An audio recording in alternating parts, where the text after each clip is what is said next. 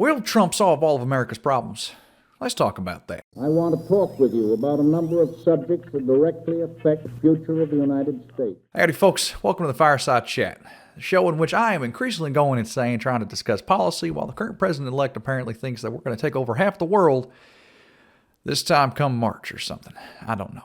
It's insanity. 2025 has been a very long year already, and I'm stuck talking about things that should have mattered more last year. We really got to catch up now. For those of you who haven't met me yet, I don't like Trump very much. More than that, I don't like his or general Republican platform policies. You see, I fancy myself a student of history. Because of that, I like to see what happened to us in the past might give us a clue as to what happens in the future. So let's see what Trump plans to do in the future and just how that squares up with history. Energy independence is an important goal of any administration. Trump is obviously planning to drill, baby, drill, which, we'll talk about that more later, but something that has been going around in the online spaces is apparently Trump's support for nuclear energy. Now, I tried to find a more concrete statement on his claim, and I decided to go through Trump's appearance on Joe Rogan's podcast, where he did make a couple of comments towards that. On a quick side note, because of course I have to, Joe Rogan lied straight up, as did Trump. During the podcast, Trump and Rogan claimed that windmills suck. They say that they pollute and have to be thrown away every 5 years, which is just demonstrably false. The environmentalist dream is windmills, everyone. You know what happens to them? After 5 years, they start to rot. After 10 years, you have to replace them. They can last approximately 30 years, which took me 5 seconds of Googling to figure out. They can also be refurbished. The mechanisms in these machines can be reused in other ways after being repaired. And even if something may go down, it doesn't mean the materials can't be processed into something else. So they're lying, again, for no apparent reason. When you talk about the environment, they kill the birds. It's gross. It's dystopian. The most expensive form of electricity is a windmill. What is happening with the whales? I've read about this. Well, they say that the wind drives them crazy. For whatever reason, they're getting washed up on shore, and. All right, we can't get distracted. We want to talk about the good things Donald Trump wants to do. Well, one of those things that he talked about was nuclear energy. Rogan brought up how clean and effective nuclear energy is, and I agree with that statement. Pew Research actually shows that Republicans favor nuclear energy in larger numbers than Democrats. This is something that I think the left gets wrong a lot, where we kind of see nuclear energy as a big, scary boogeyman. On Trump's website, he stated that he would support nuclear energy and that the Biden administration had failed to do the same.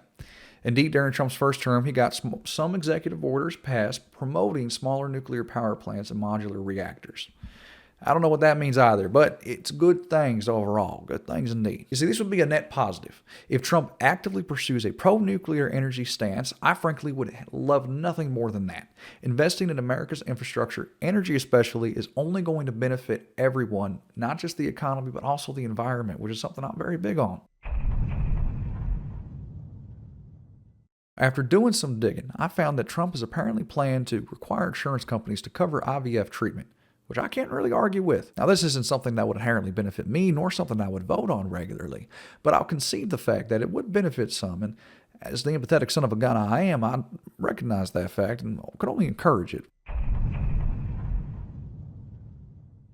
Trump has promised to stop China and other foreign agents from purchasing U.S. land, leaning into his general goals of being tough on China.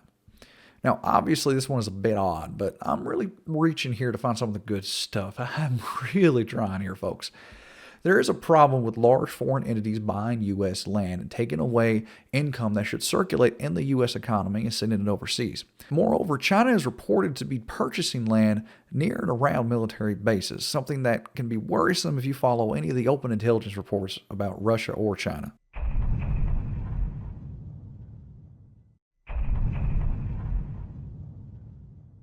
Now, a big shout out to a lot of the folks I know personally who think RFK has been a good fit for Trump. Moving away from energy and more towards the exciting stuff, the former Democrat Robert F. Kennedy has proposed some great new ideas that I think most people on the left would get behind. Kennedy has made it a crusade to fight the health problems plaguing America. One of his proposed changes would directly address that, which would be limiting the amount of things like corn syrup put in our food and drinks. He's also talked about banning harmful chemicals like red dye, which have been widely banned in other developed countries. This is absolutely fantastic. Something that I've strongly advocated for a long time. Americans' overabundance on junk food, moreover corn syrup specifically, has contributed to the obesity issue. There is no way around that fact. Getting rid of some of the processed food should only be a net benefit. Plus, if you've ever had Mexican Coke versus American Coke, you'll know that how awful corn syrup is compared to real actual sugar. I tried really hard to find some of those things that I agree with Donald Trump about, that I agree with most of my conservative friends about, right? Policies that Trump has proposed that would directly benefit the American people. And at the end of the day, it comes down to one simple question. No. Even if I ignored all of the other policies that Trump has proposed and focused only on the good, the net benefit to the country, I'll tell you right now, none of this is ever going to happen. All of it boils down to a single word on why it won't happen. All of what I have laid down here that Trump has proposed or RFK has proposed would require mass regulations, or at least new regulations to help cover certain issues. RFA can't stop stuff from going into food without regulating corporations who put it there as a cheap alternative, especially not if he's in charge of Health and Human Services, where that would simply be a problem more with the agricultural sector. I think even then, it doesn't matter how fat kids are going to be if we now need to be worried about them dying from freaking polio. Nuclear energy needs regulation. IVF changes, requires regulations. Republicans have fought tooth and nail to avoid any of that.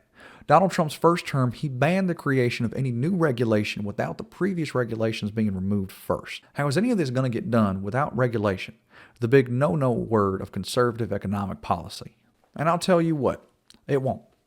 Corn syrup is a massive business, partially so because of large U.S. subsidies given to the corn and agricultural industries. Now, there's an argument to be made that maybe at least the corn syrup problem, we can solve that by just not subsidizing corn so much, which would be under the power of the purse in Congress. And I really don't see Republicans making a farming subsidy their primary policy goal. Do you? Like, in all honesty. This is the danger of listening to someone who just waves his hands and says, yeah, I'll fix it. How hard can it be? I could rant and ramble about all the policies Trump proposed that I completely disagree with. There's tariffs or increased fossil fuel production with no investment in clean energy, gutting the education department, which will only hurt low-income families and further defund our struggling school systems. His tax plan, which again would raise my taxes like he did the last time. There's also everything Musk and Ramaswamy are trying to do that I could rant about. And again, this is just talking policy. There's a lot more to it than just that I could completely ramble on for hours about. And in fairness, I may do so in another episode. I do reserve the right to ramble. Well, this is an episode on the positives. What I think Trump wants to do would actually benefit America. And why, if you actually believe anything he's been spewing, I got beachfront property to sell you in Kansas. If you go back and listen to the first episode of the Fireside Yaps, one thing my buddy Cole mentioned before on why he voted for Trump is that he promised to bring back manufacturing to areas around Michigan and other states where those jobs had long disappeared. He made those promises before. In 2016. Those things he tried to do before didn't work, and frankly, I don't think they'll work now. Maybe I'll be wrong. It's happened once or twice, and I will wait to see the effects of that. Based on our history, I don't expect a lot. We all agree there are problems affecting our country. What's going to change those issues will be long-term, meaningful proposals that get to the heart of the issues we're having, not populist rhetoric that really doesn't fix anything at all except spew disinformation and lies about the other side. Watch this space. We're all in it together. I want to talk with you about a number of subjects that directly affect the future of the United States.